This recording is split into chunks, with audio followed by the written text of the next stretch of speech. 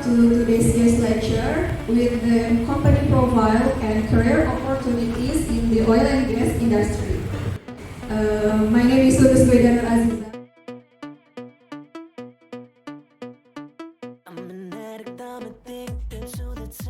Halo adik-adik calon geologis masa depan, selamat datang di perkuliahan Geofisika Eksplorasi, khususnya topik metode seismik refleksi. Di video kali ini, kita akan menyelami dunia bawah permukaan bumi melalui proses akuisisi data seismik. Yuk kita mulai perjalanan ini dengan rasa ingin tahu dan semangat eksplorasi bersama Ibu Sundu. Akuisisi data seismik adalah tahapan awal dalam eksplorasi geoscience. Tujuannya, mengungkap struktur batuan di bawah permukaan bumi tanpa harus menggali. Kita gunakan gelombang seismik sebagai mata untuk melihat yang tak terlihat. Prinsipnya sederhana, kita kirimkan gelombang ke dalam bumi, gelombang itu dipantulkan oleh lapisan batuan, lalu kita rekam kembali di permukaan, seperti gambar ini. Nah, akuisisi seismik sendiri ada dua jenis, di darat dan di laut. Prinsipnya sama, hanya alatnya saja yang berbeda. Namun, kali ini kita akan fokus hanya pada akuisisi seismik darat. Sekarang, mari kita lihat tahapan akuisisi seismik di darat. Pertama, sumber energi bisa berupa dinamit kecil yang ditanam di lubang tanah atau menggunakan truk vibrator yang disebut vibroseis. Kedua, gelombang seismik merambat ke bawah permukaan kemudian dipantulkan oleh lapisan batuan. Nah, kenapa bisa dipantulkan? Karena setiap lapisan batuan punya sifat berbeda yang disebut impedansi akustik.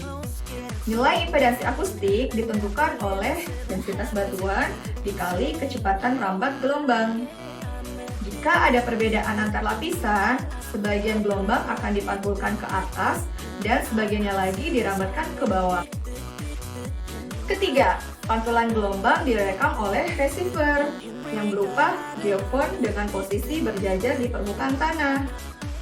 Keempat, sinyal dari geofon dikirim ke recording craft dan disimpan dalam bentuk data digital. Hasil akuisisi seismik ini kemudian akan diproses di processing center sehingga menghasilkan suatu penampang seismik seperti ini. Nah, penampang seismik ini kemudian diinterpretasi hingga menghasilkan suatu peta struktur bawah permukaan seperti peta ini. Dari sinilah kita bisa mengetahui struktur geologi, jebakan migas, hingga potensi reservoir. Dengan kata lain, dari suatu gelombang kita bisa membuat peta bawah permukaan. Sekarang coba kalian pikirkan, kalau kita berada di daerah rawa atau yang berair, menurut kalian lebih cocok pakai vibroseis atau dinamit yang ditanam di lubang tanah? Tulis jawaban kalian di komentar ya. Jadi, akuisisi seismik darat itu intinya sederhana. Gelombang dikirim, pantulannya ditangkap geofon, lalu diolah menjadi penampang bawah permukaan.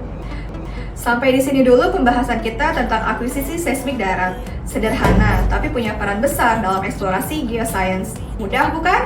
Di video berikutnya, kita akan menjelajah akuisisi seismik di laut. Sampai jumpa dan tetap semangat belajar geoscience. Di video berikutnya, kita akan menjelajah akuisisi seismik di laut. Sampai jumpa dan tetap semangat belajar geoscience.